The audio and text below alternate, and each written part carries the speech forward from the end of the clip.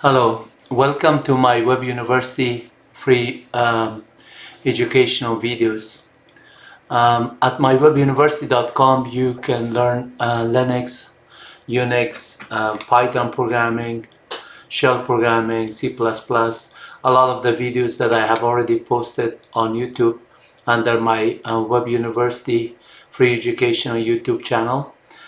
So basically you could just subscribe and you could watch them online at YouTube channel, which is my Web University free educational videos, as well as you can go to my MyWebUniversity.com website, and then you will go on the main page and watch any of these videos that are posted here. You're welcome to watch them. So on this one, you could also go to the next screen, which is basically a table of content for my book called The Direct Path to Linux Ubuntu, which I'm teaching you online how to learn a Linux Ubuntu version. And then excuse me, for the Linux Ubuntu we have about 7 chapters. On chapter 2, last time we discussed these basic commands that are about 33 commands, but altogether when I cover them and I put it on this video, there were about more than 50 examples. For each of these commands, I could give you 3 or 4 commands, and then for example on the cal for this you can see there are 6 of them, and then for the cat is there's more examples, so 6 are there. So it's more than 100, but I just said 50 plus, so you could watch them and learn it by example. The reason I'm making it learn by example is that it's much easier to practice it online. All you have to do is just visit this website, and then by visiting the website you basically go to chapter 2 and then start learning by performing these 3 steps. The first step is to just click on the command. It shows you a what is section for it. It tells you what this command is all about, and then there's a man pages on the this documentation as well as examples.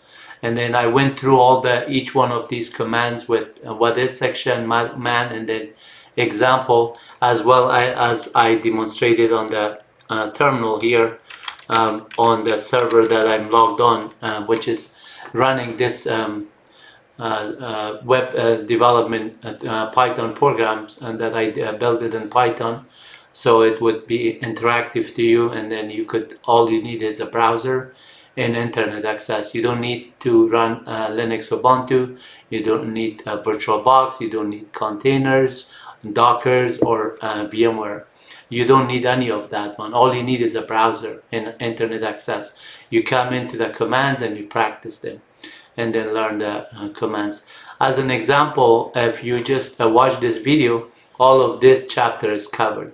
So in today's topic, I'm going to cover chapter 3, which is intermediate Unix commands. So if I go back to the intermediate Linux commands, again, and the direct path to Linux Ubuntu, for intermediate commands also I have a what is section, the man pages, and examples.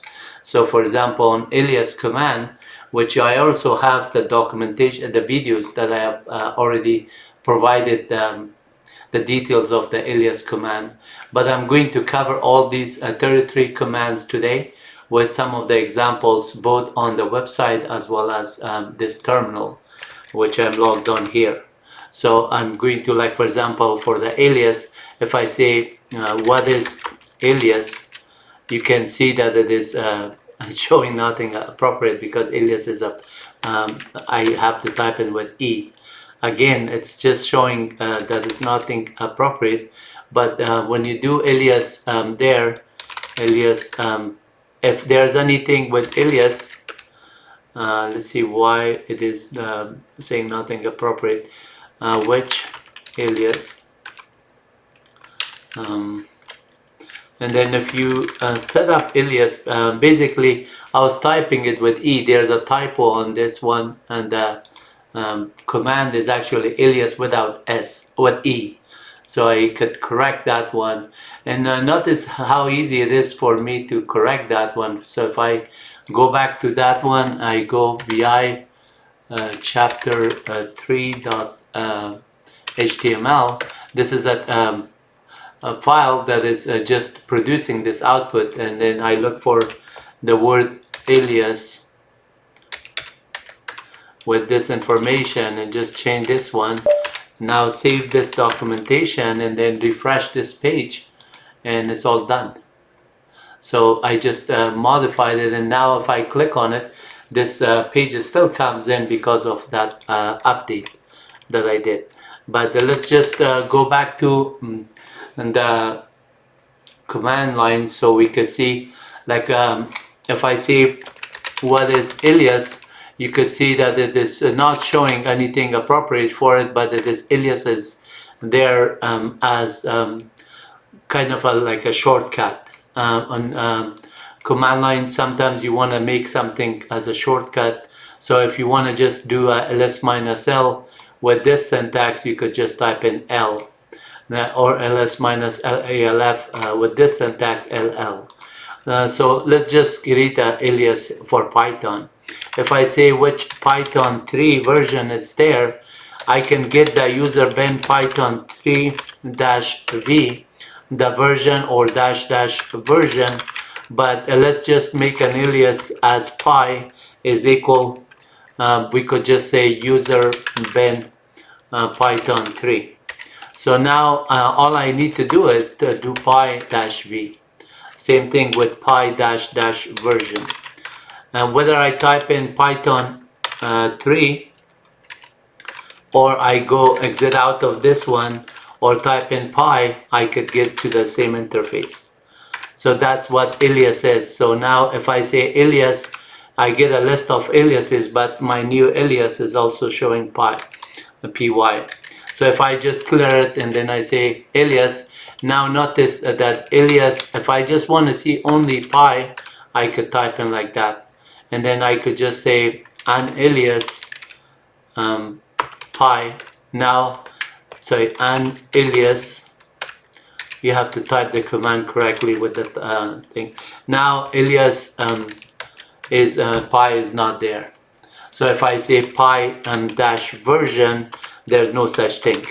It just says I do not have it. And do you want to install some other software called Python Pi?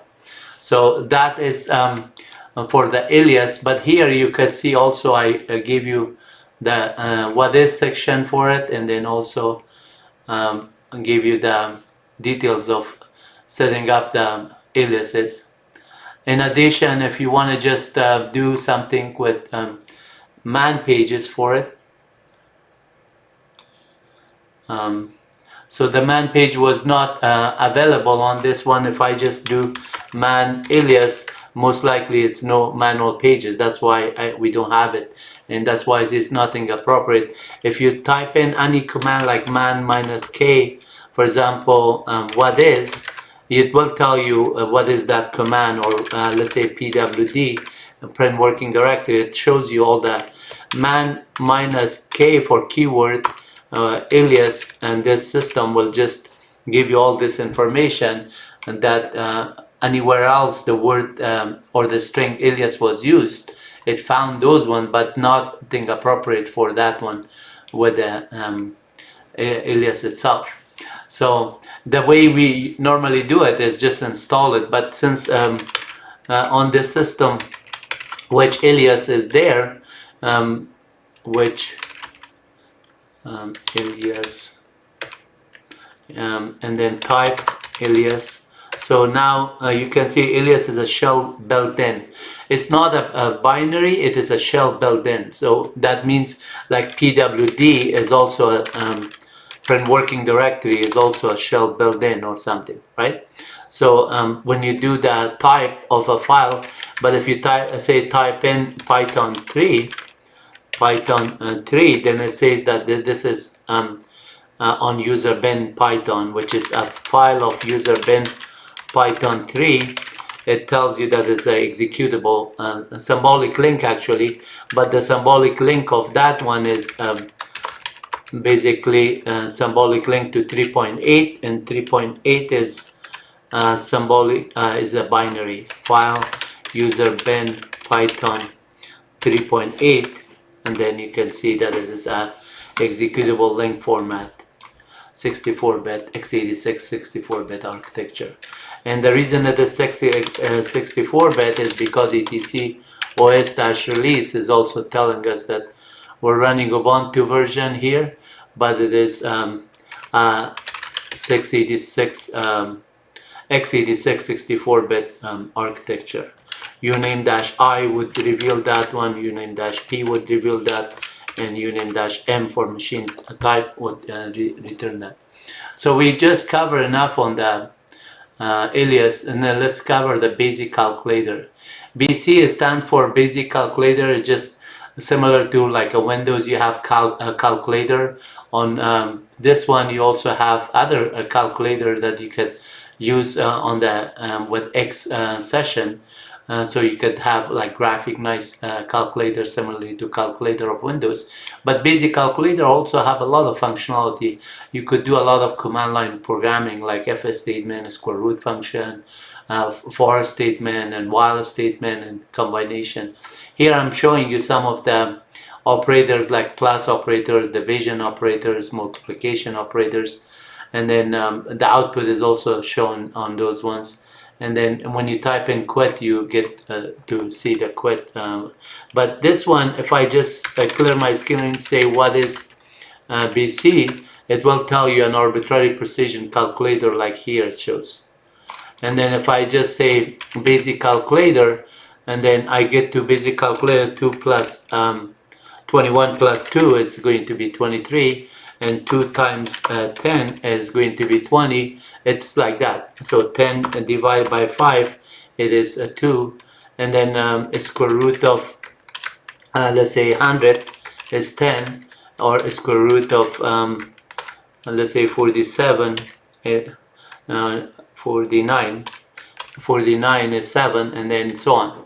You could get the square root of 121, which is 11, and then you could get the idea how many functionalities are there. And if you're done with it, you could just say quit here. It will just get out of the calculator. And then man basic calculator will give you all the details of the man pages. As you notice here, you have a lot of expression and operators and read and scale, and then while statement, if statement, for statement. You could do all those ones inside as a programming language. You can compute also.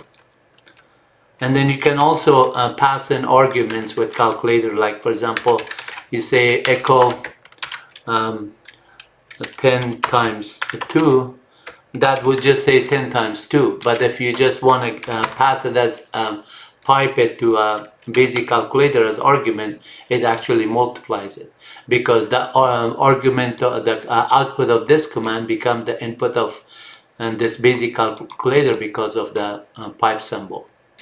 So you could do that one. And then if you click on the man page here, similarly it has all the man page here, so you don't need to be sitting in front of Unix or Linux operating system in order to learn. You could read this one all online using your laptop, keyboard and mouse, or just like a even like a cell phone. If you have a browser, you just go on the browser and just start learning. As simple as that. All you need is a browser and internet access. I made it very simple, and then the entire binaries and then the executables are happening on my server, on my web hosting company that is hosted in Germany, but you're going to just see it on your browser, the output. So it is very intuitive. And the change group command just changes the group. So here, because of some of the examples, I don't want other person to come on the web and just change files permission with the group permissions or change mode or change ownership. So I'm showing all this output in the command line here. And then I could show you quickly, for example, some of the files and that how you change mode and change ownership and everything works. So this is change mode, to change the mode of the file. So for each file, that if I just create a file as ls-l and I say ls-l.txt. So now I just created ls-l.txt file, and then if I look at the content of that file, it's a really large file because it has all the content of everything on that directory. But if I just want to see, like for example, only anything that is started with let's say ZFS star, now the ls-l.txt, it is smaller. So if I just cat -n ls-l.txt, you can see it's only related to the files of ZFS. So the file itself has some permissions. So let me tell you a little bit about permissions. ls-l. So this file, I created it. Notice that since I'm root, I have the ownership created as root, and then the group is also root. So the file group is also root.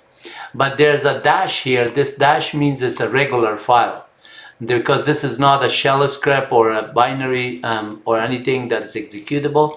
So it's not a directory. If it was a directory, like if I say make dir new dir, now if I do ls-l new dir, notice that this first one is saying it's a directory rather than dash. And then the permissions of the file, because of whatever is my umask, on the umask it is read.umask, which I'm explaining all of that details here on this documentation. In order for you to understand it, please read the documentation or just listen to this video that I'm just right now producing. I'll put this one on the same chapter as the main video, so you can practice all of these commands.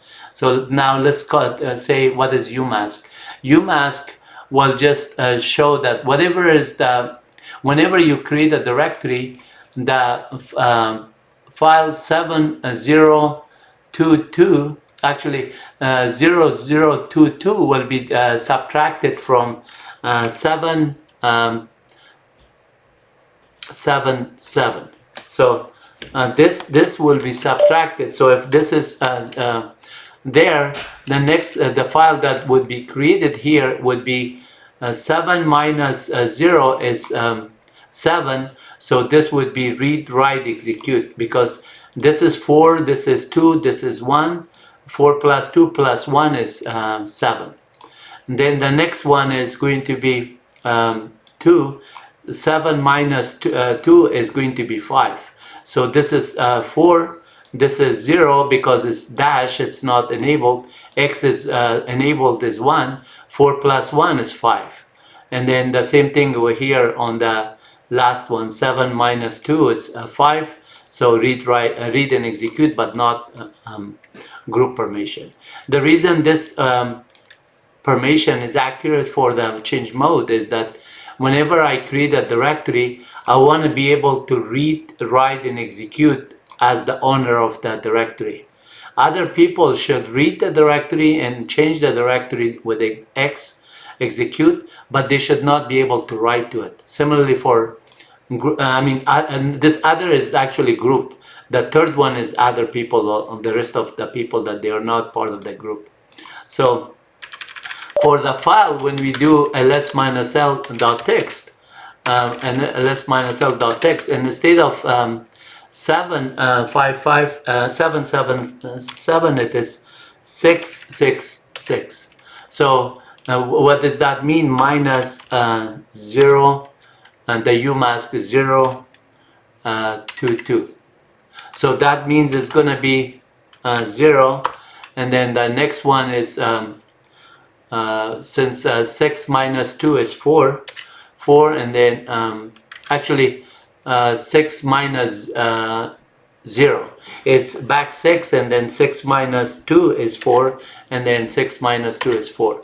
So that permission 0 would be back 0 with whatever is the permission sticky bit. 6 is, in this case, is read write, and then dash, and then 4 is read dash dash, and then the next 4 is read dash dash. So why is that 4? Because every bit that is set by default, I'm explaining on that documentation, is like this. If you look at only 3 digit, the first 3 digit, if it is all dashes, meaning that it's all 0, none of the bit is on.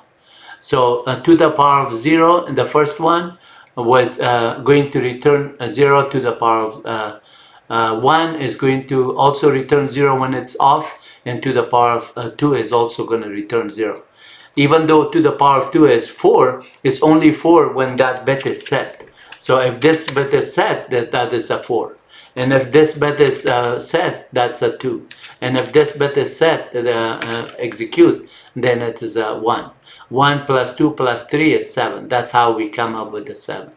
So I hope that is clear. If it is not clear enough, read the documentation here, understand the details that I'm explaining here, each one of them, and I'm going to give you the examples how that number translate, which I showed you.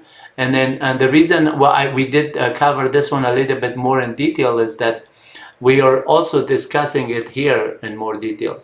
And you can also get the man pages for the change mode. And if you look at the man pages for each section, there's a see also section. So for the change mode, for example, if there's a change mode and change group, they're related, and then you will find out, like change ownership. So let's look at the change ownership. And this would change the ownership of the file, which is some other user other than you or the group, some other group. So change ownership. And I want to show you the man pages. Here it also says change owner, but it is not giving you the group. But these 3 commands are very related commands: change ownership, change mode, and change group.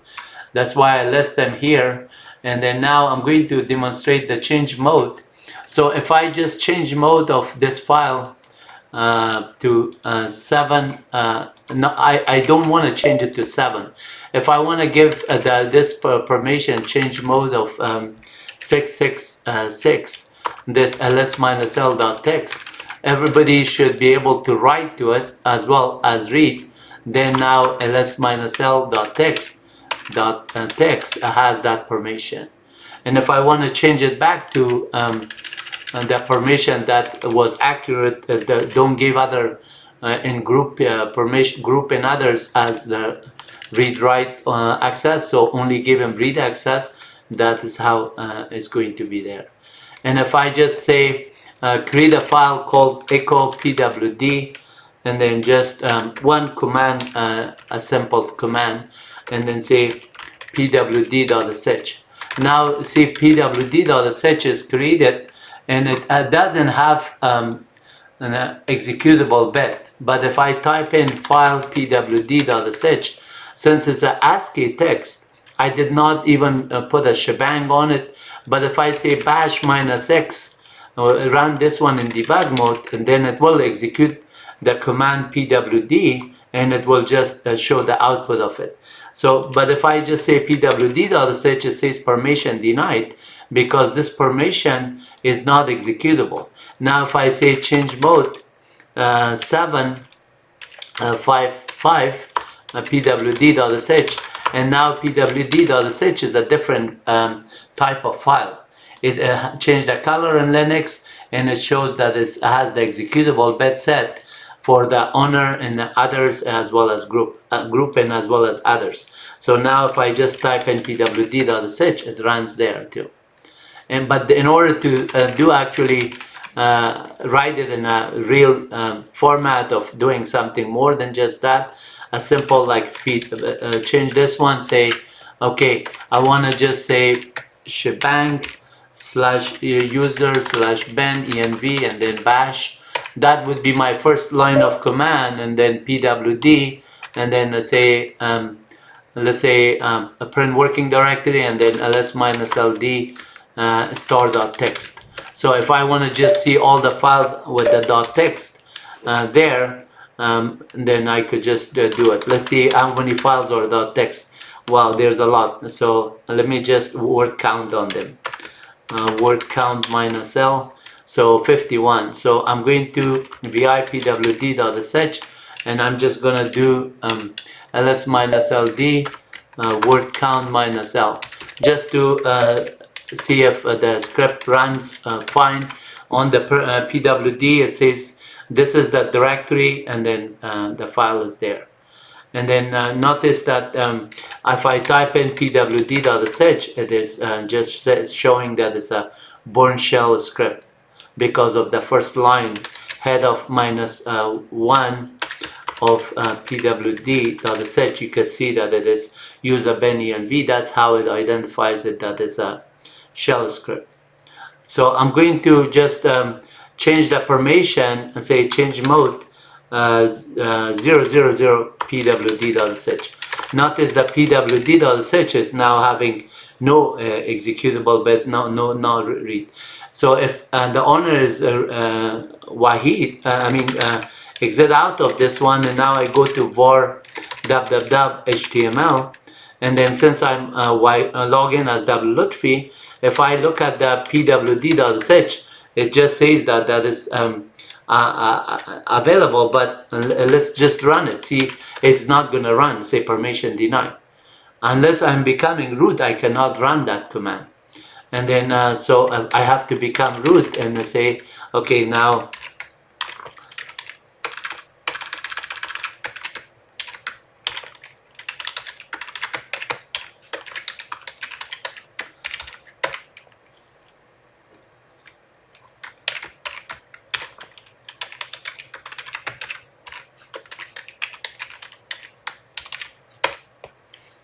okay, let's see if I type in the password a few times wrong. Sorry about that. Let me just correct that.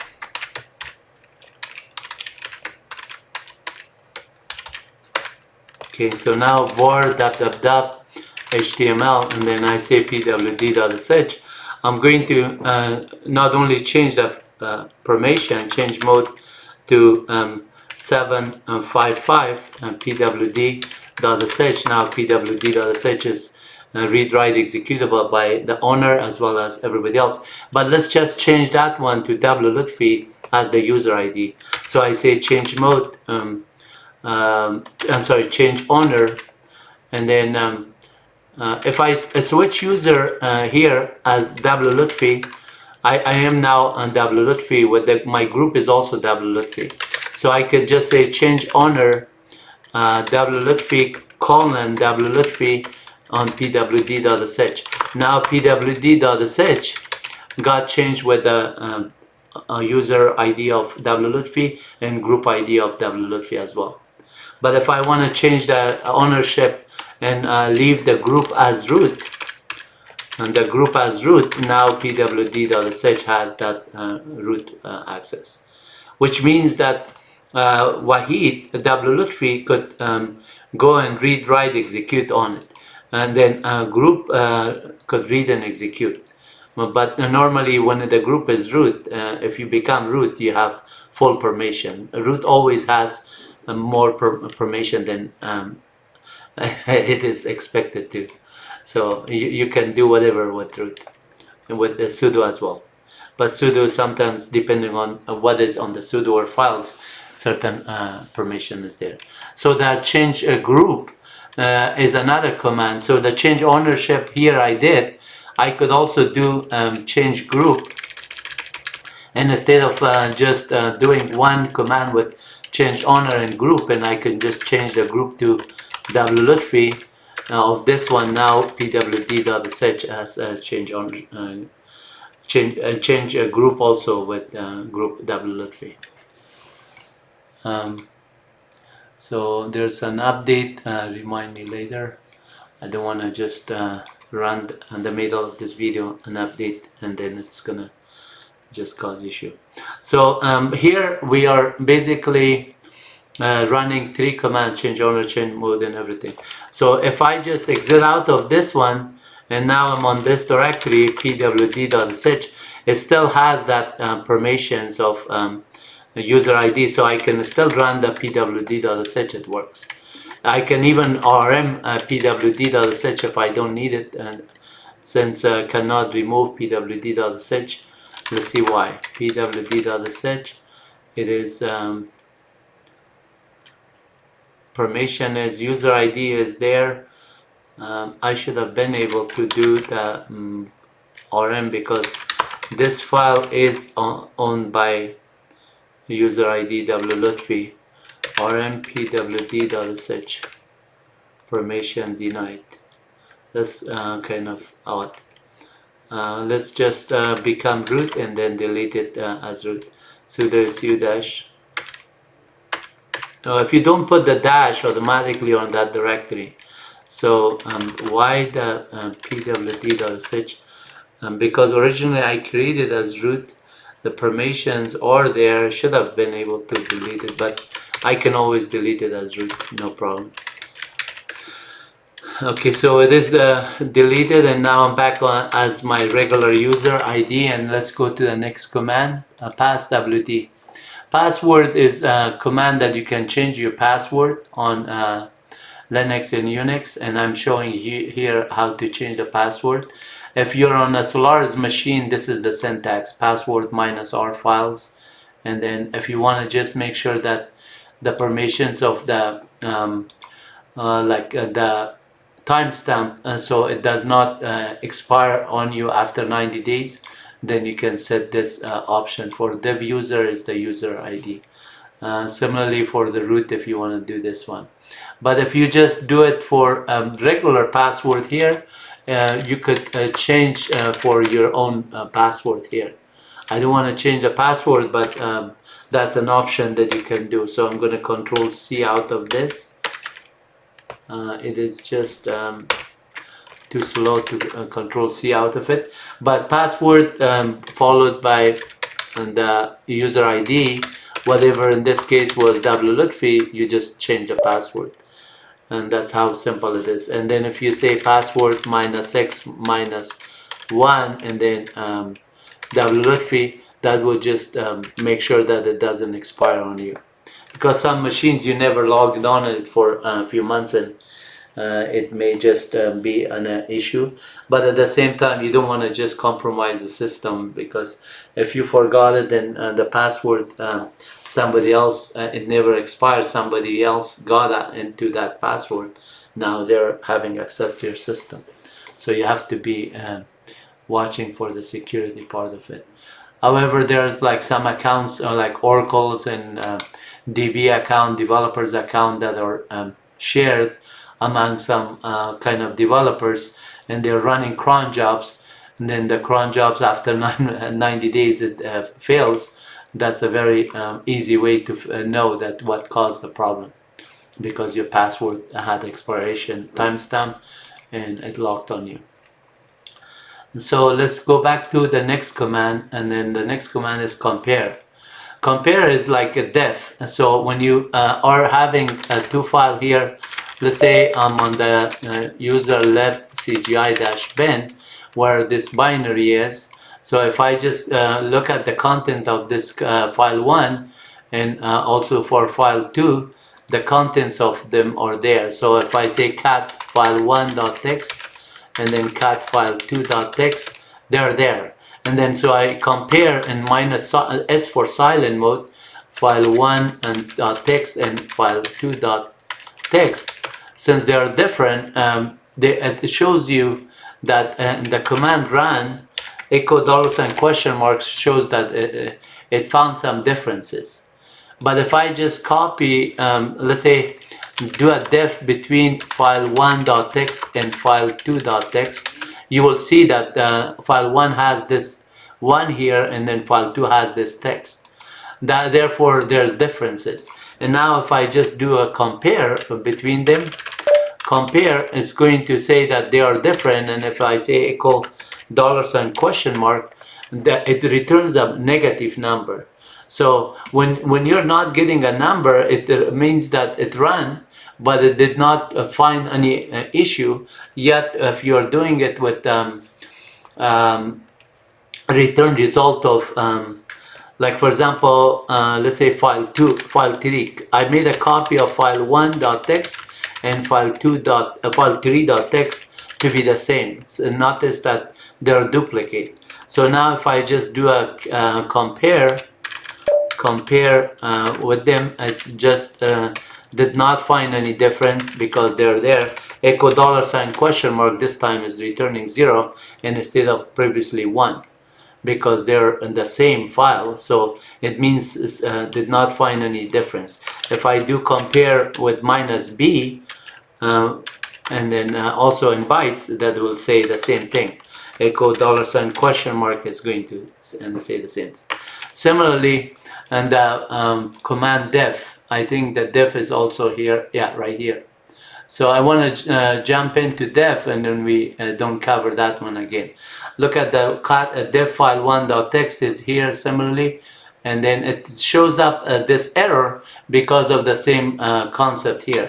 But if I just look at the difference here and say diff file 1.txt and file 2.txt on the actual terminal, because this one is showing the difference, and echo and $ question mark is 1. So that's why when you click on this one on your Python program, my Python program will just generate this error saying that, well, we found out return value of 1. Whenever return value of 1, Python does not do the sub process to execute it properly, and then as a result it shows there. But if the commands is not like any differences, so if I just do the same thing with like let's say the diff here, watch this one, file 1 and this, now I change this one to file 3 because the content of those 3 files are the same. Now it run without issue, as if I'm running it like this. And then this one, echo $ question mark is 0. That means it runs successfully. So the diff and comparison is for the web. If you get that kind of backtrace error, it's not something that is an issue. It's just basically saying that it ran and it returned result of 1 because it found that 2 files were different. If the files were the same, then you will not get the error.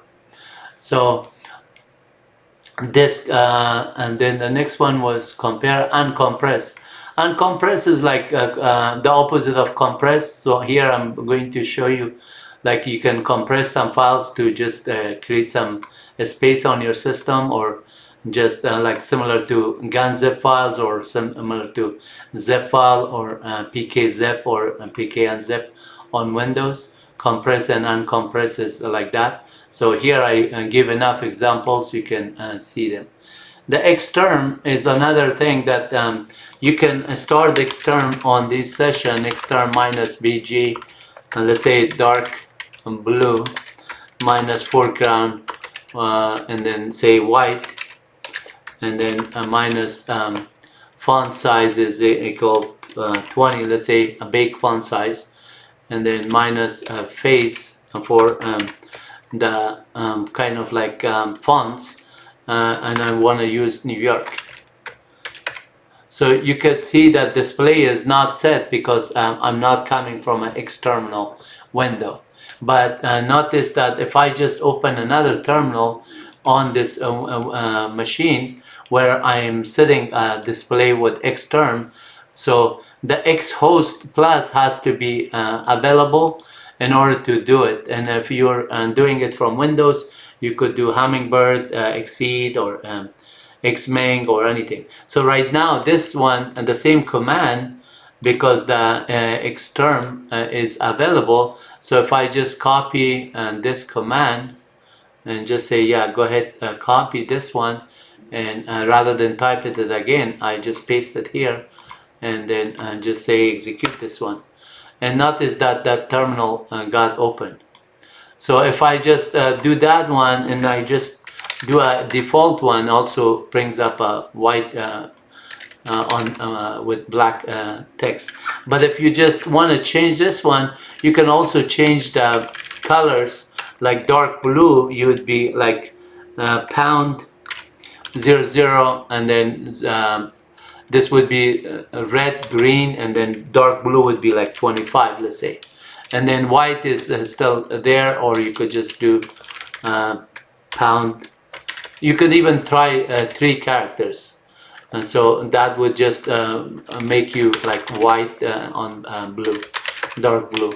And if you wanted like a just different combination, let's say 25 for dark green, then you could get a dark green window here. And if you just want to say and just let's say for 20 or 33 and then 14. And so for red is 14, you will get a different combination depending on what you want, you know. So like let's say we wanted a dark red, 0033. That would I'm sorry, red is the first one, red, green, blue. And so the first one is red, and that one is 33. And you could do it, and if you want it darker, you could do like 20, and that is much better color. Okay, so this is basically the Xterm, and I'm showing a lot of the examples here, as well as the options that you could run with it, with giving it title. And if you want to just host it in Xterm and set the display, you could do that one as well as. And if you have like a Mac or here I'm just having the Ubuntu version, you don't need to just set up the display because it's all in there. Echo $sign display is already set. That's why the terminal works. On this other one, since the display was not exported, I had to do a host from this one and do it. I can take care of it, but on this video where it says Xterm, let's see, find command, shell script, examples. There's a Xterm video that I put it on my main chapter. Let's see, on the one of the chapter on the main book. On this one, it is Xterm. So if I do a Control F and then say Xterm right here. So if you watch this one, it shows you all the cool things that you can do with Xterm. Okay, so let's just go to chapter 3 again. And chapter 3 of the book is basically covering Xterm. We did copy and move, and other ones are very simple. So whenever you create a file somewhere, if I say let's touch this and then I say copy this to that, now I have this and that, both 0-byte files.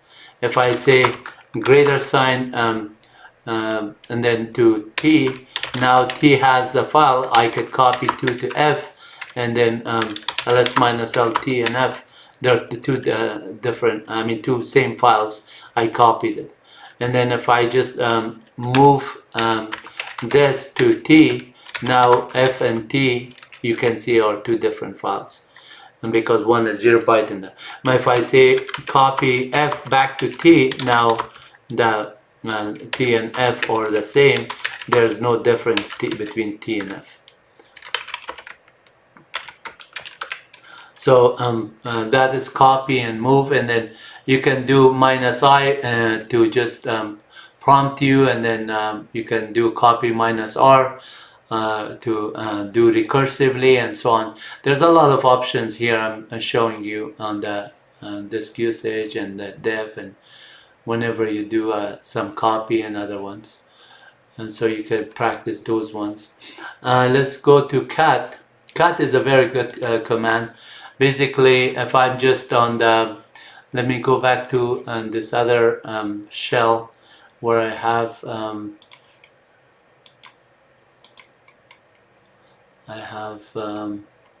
these commands. So if I'm on here and then I say, okay, let's just practice some of these ones. So like for example, ls minus li star.html. So notice that it gave me I for inode number, and then let me clear the screen and run this command. So this command, when you do ls minus li cat, this one basically it gives you all the files, but this one is showing basically on a different directories and different files than actually in that I'm doing here, or maybe it is actually in the same. So because all those files are the same. So the order that I'm doing it is doesn't matter. I'm going to do a cut. So one minus character 1 on, meaning that show me from character 1 on. If I want to see character 1 through 7, I could only see the inode number. And if I just say cat a minus a d delimiter, and then say and the delimiter is a space, and then minus f2, now you can see that this is field 1, this is field 2, and this is field 3. So if I want to see the dash data, I could get field 4.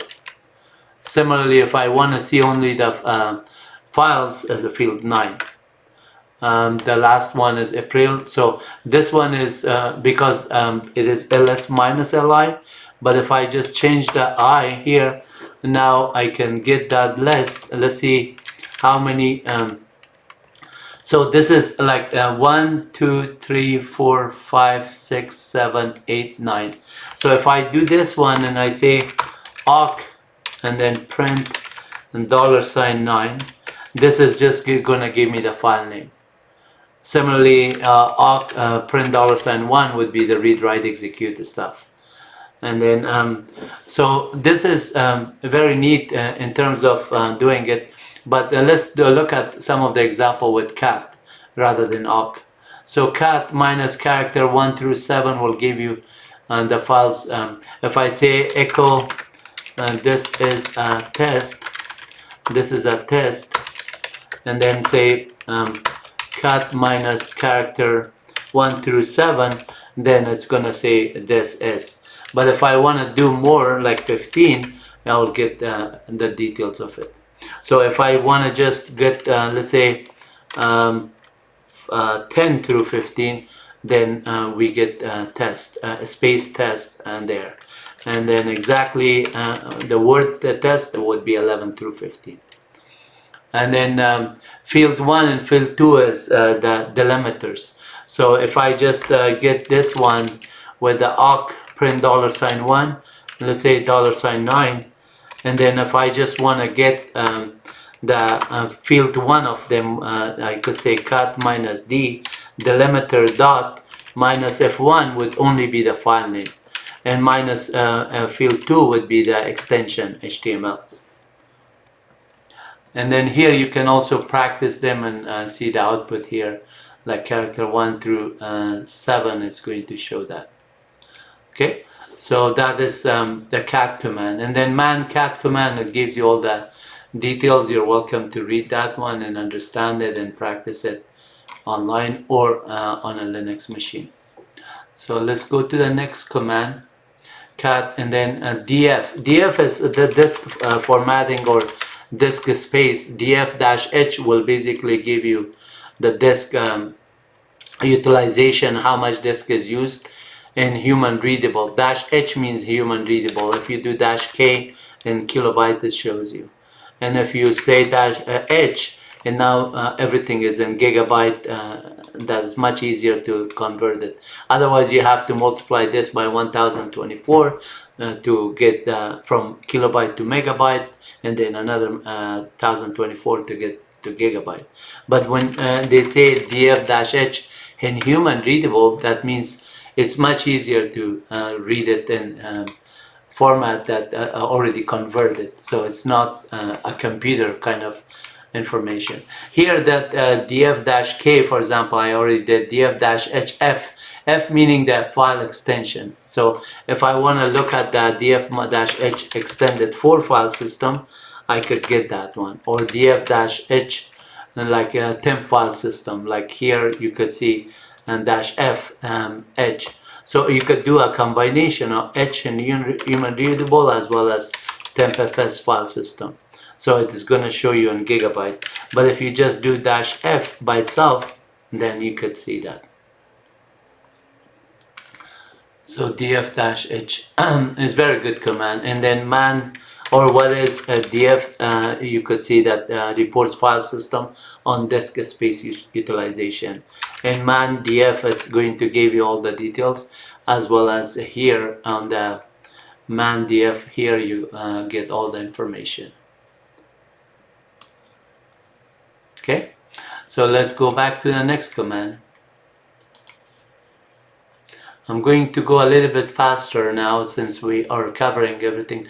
Def we already covered. The dir name is basically whatever is the file name here, the dir name would just give the directory name, user bin, for the sort. And then the next one, if we run the dir name of this one, user GNU bin date. And then the base name is the opposite of that one. So let's just look at the dir name, clear the screen, and dir name of user bin sort. It is going to give us that dir name of user GNU bin and date, also give you user GNU bin. Now if I change the dir name to base name, that's a different command. It's just to show me the date. And then for this one, the base name is basically sort. So base name, let's see, base, I wrote days name, base name, and so that's why it didn't know. So if you say which Python, and then dir user bin Python, it will give you user bin Python, and dir name would give you user bin, and then base name would give you Python. So you get the idea. And then man, their name also, I'll give you the man for it, and I'm showing you here. And then base name we already covered similarly. So I'm going to just open up the, you can see that the syntax, for example, if you did not give a full path, it just gave you the base name as the binary itself. So and then the base name here, man pages, is very clear. You can read it and understand it and practice it. And then what's the next command? Disk usage and du. So if I just say let's go back to here and click on disk usage.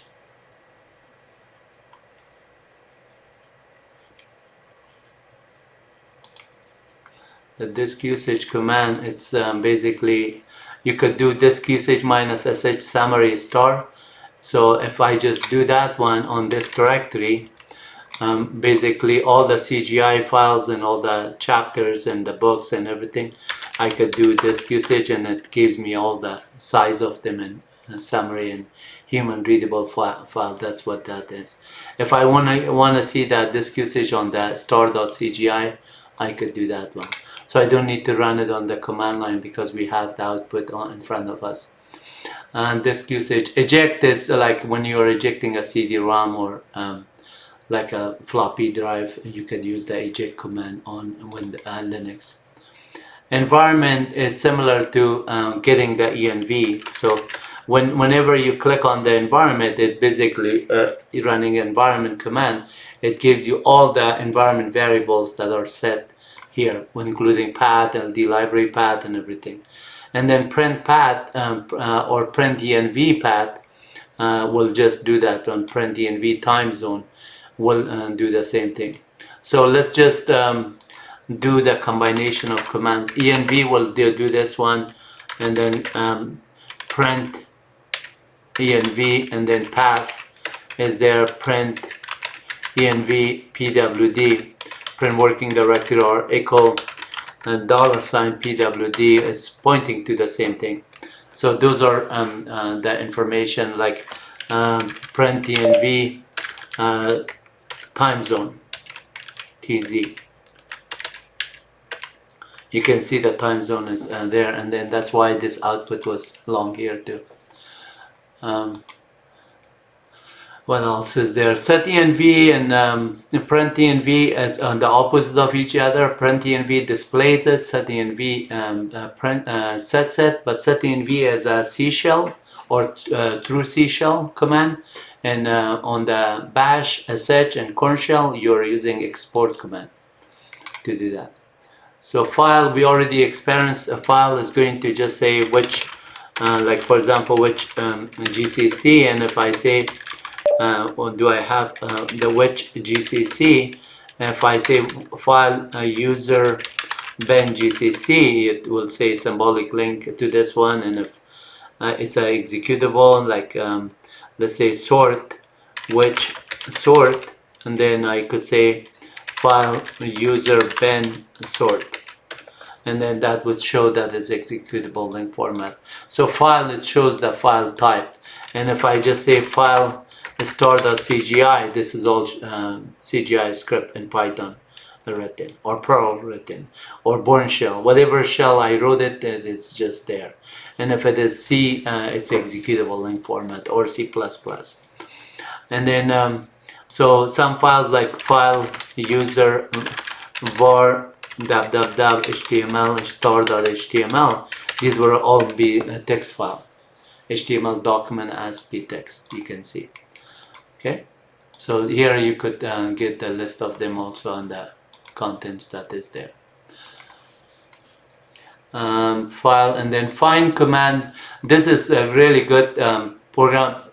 I have given a lot of examples here, so to search for find files on the directory. Some of them I'm not authorizing it because of certain permissions, or maybe used certain character like double quote. That's why it's not showing up. But in addition to just having certain information, there's on this book, there's this chapter that I have, the find command.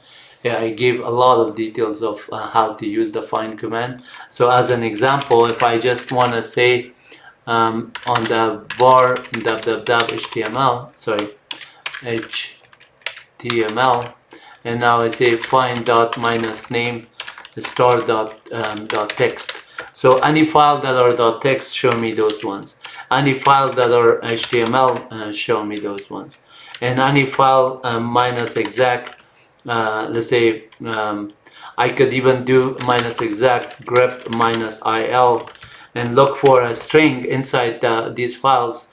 Let's say if I just look for a file inside the file name, like change mode, if I which of these HTML file that has the string change mode, and then right away it lists it.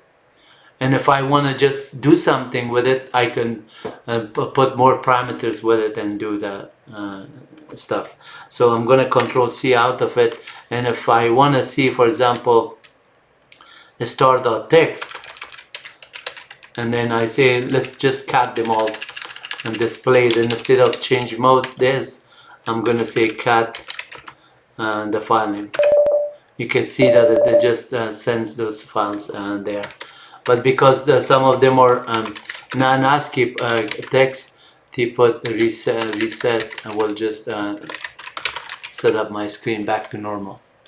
So practice this with the find command. There's a lot of them. Finger is also an easy command. You could finger on a user, or to find out what email address and other information is there. So if I say finger wlutfi or finger root, and that is there. You don't want to give people finger. It's just the user ID we're talking about. There's some good funny jokes on the internet about those things. I want you to read it and laugh. That's all. Some good humor, but nothing else. So with tech support, helping somebody or some kind of question is like, who am I? I know who I am. Why you're telling me that just type in who am I? Because I know. But then when the user tells it that this is now finger the user, and that's what the funny thing about that joke is. And so and the grep finger and then grep. Grep is basically ps minus ef grep approach. So Apache, so like right here, if I just find out the Apache processes, I could say clear the screen and ps minus efa grep minus I Apache, so everything that is Apache related is there. And then if I do a grep minus v Apache, anything but Apache will display. So the v means don't show me that part. And then I'm giving some information. grep is really good. It stands for global regular expression print, or global regular expression print. And then there's a egrep for expression grep or extended grep. And there's a fgrep for fast grep. And that is a quick way to search for a particular string. But egrep is also very useful. So if I just say ls minus l, and then this one, and then head minus 5, let's say on this 5 I want to just grep out the word about us. So now I get the about us only. But if I want to get whether it starts with about us or with ADB, like that, that is going to find it. But then if I just say minus I, now the string is not case sensitive, so ignore the case. Now this lowercase ADB and uppercase ADB, both of them matched. So that's grep and egrep and other stuff. So what is command? We have been practicing it. Basically, what is and what is where is, what is pwd, what is date. All those commands, it just shows you like a very easy man page on the one-line summary of what is that command. And then you can just go here and practice it as well. And then groups is just to give you the groups ID. So like ID here, and then groups would just give you the group. In this case, my group ID is Lutfi. And if you want the groups in -n for the number, groups actually ID-G would give you the group name, and number ID-GN will give you the in words. So groups already gives you that one. And there's new group also that just show you how to do that. So gunzip file is details here. I did that one. So basically you're using gunzip file, like for example this tar file is big and you want to put it into gunzip. You just run gunzip, the name of the tar file. Now it is the gunzipped with this extension, and then you unzip it with this. So as a simple method to do this one, list minus l star.html, I send it to or just let's say tar minus tar cvf. I'm going to create a say file.text file text dot tar, and then star.text. So any files that are .text, and since I'm on the HTML directory, I'm not able to do it unless I become root. Sudo su, and now I log in as that. So I run this command, tar command that I did here.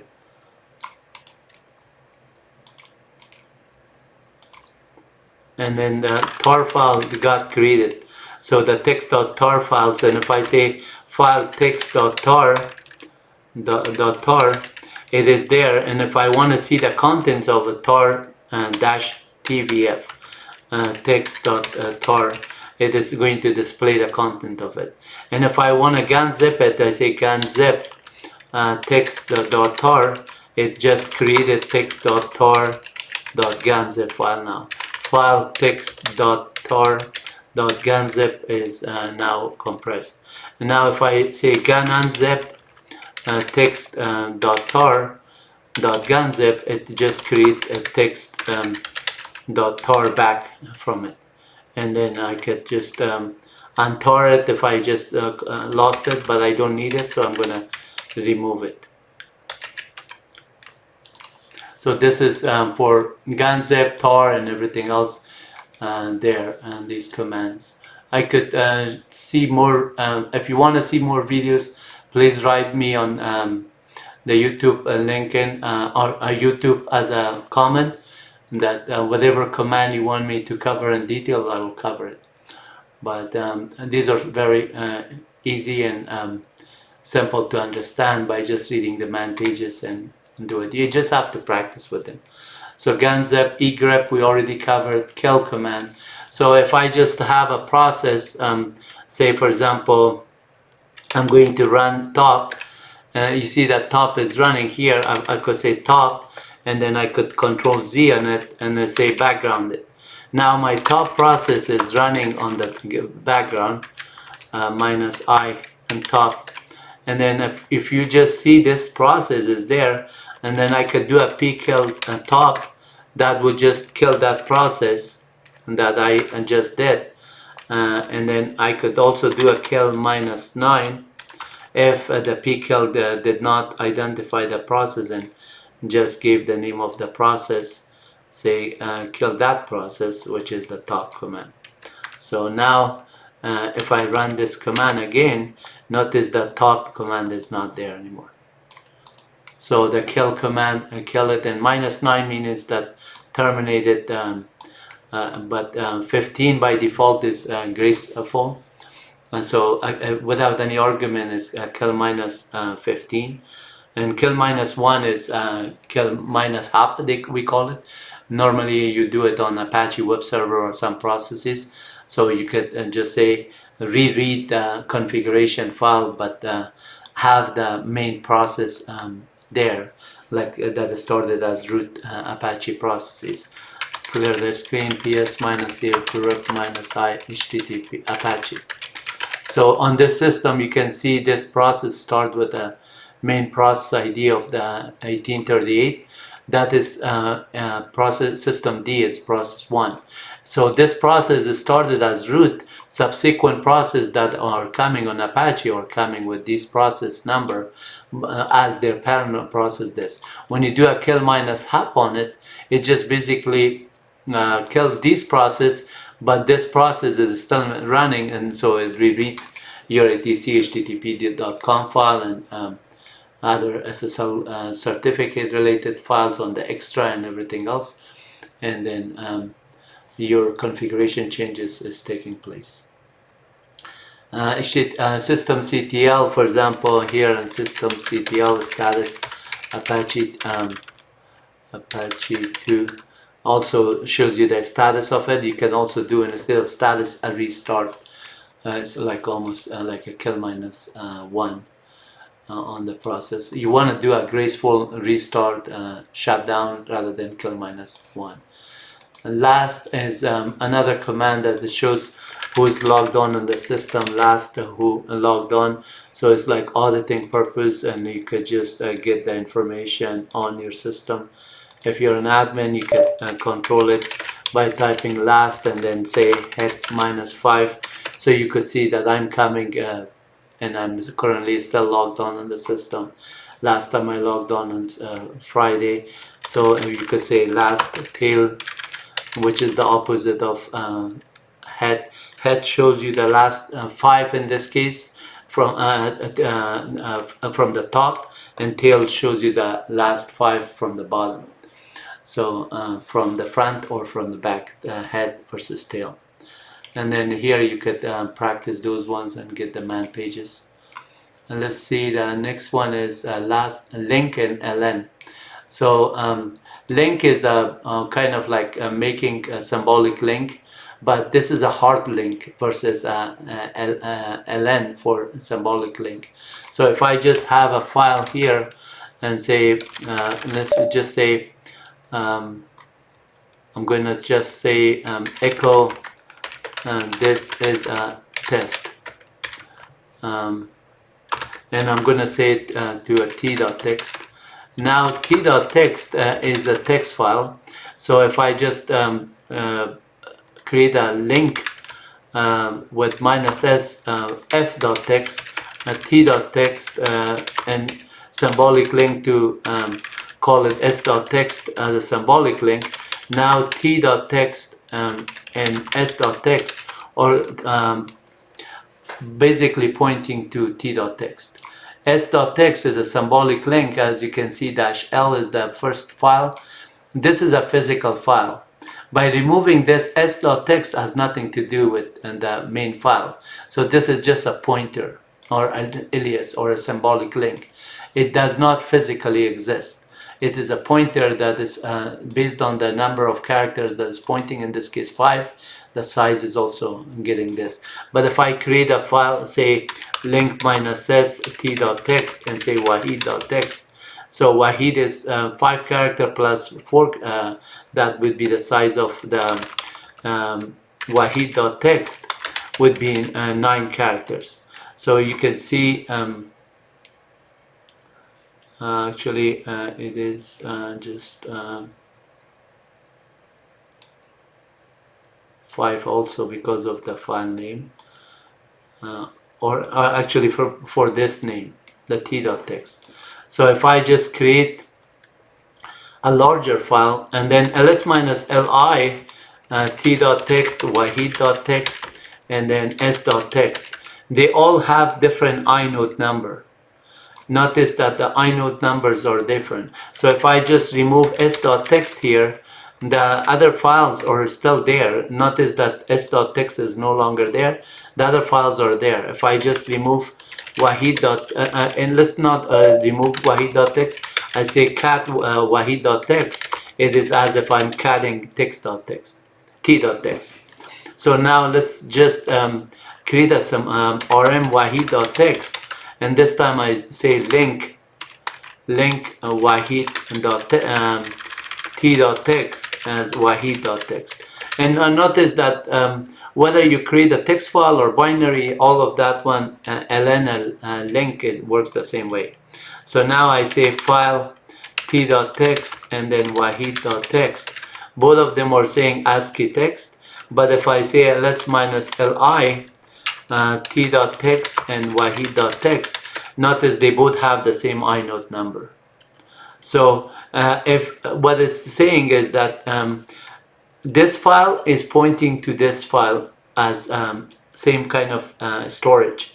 The inode number, which is a structure on the inode, it is basically telling the system that these two files are identical. So if I remove t.text, in this case cat wahid.text still exists and is still pointing the same inode number. And then I can do a copy of wahid.text and call it t.text. Now that wahid.text and t.text are two different files, because one is that is copy of the other one. It's not a symbolic link. I mean, it's not a hard link. But if I just say link, let's say for wahid.text and f.text, and then we could just say now less these ones in f.text. Notice the f and then the wahid, both of them are having the same f.text and wahid.text, both of them are having the same inode number. So I'm going to remove all these files because we discussed all of them. The symbolic link is done with different inode numbers, and then hard link or done with same inode number. So hard links are not done across file system.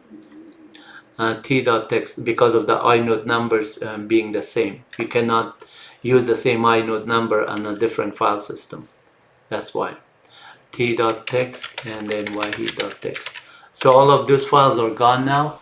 And let's go back here, see what pgrep, process grep, ln we already covered for the symbolic link. And then you can see all the files, and dash s means symbolic link. Let's go to pgrep, process grep. So if I just say lsof, and this is giving me all the process. If I say ps minus ef grep http, and then I could say process grep on pgrep, and then say, for example, Apache httpd. If there's a process with Apache, process grep will just show all the processes that are there. So notice that if I grep minus I ps if a grep minus I Apache, now all these processes that were there, it's right here, the same processes, 4 sub processes. So pgrep. Whereas and which we already covered. So whereas shows you the file directory structure. So if I say whereas let's say pwd, whereas new calendar, whereas cal, whereas find, any command that you run, it will show you the path where they are.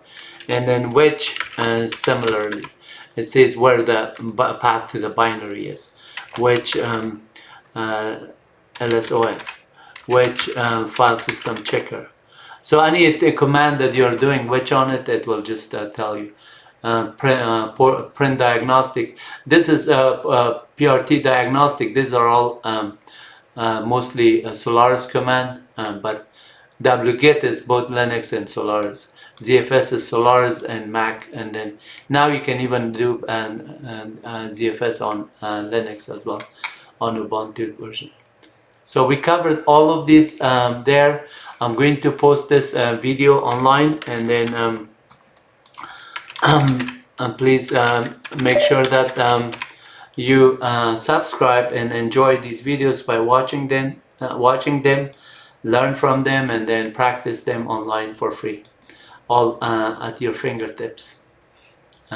Just go for each chapter. Next time we will cover chapter 4, which is a lot more commands, and that's more advanced. So we already covered basic and intermediate, and then advanced is coming next. Please subscribe, so when I post advanced chapters, you're also seeing it. And then let me just resize this window.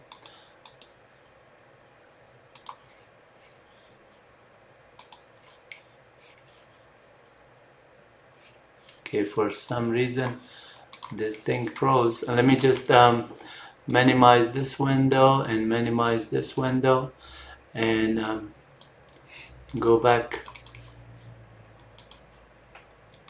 Yeah, Firefox it right now is not responding.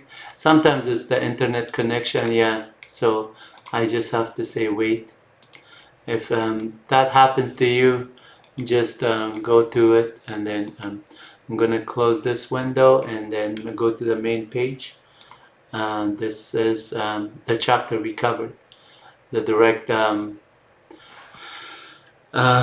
path to Linux Ubuntu, intermediate Unix and Linux commands. We covered a lot more than these 33 commands, so I'm going to post that one. Please enjoy watching it.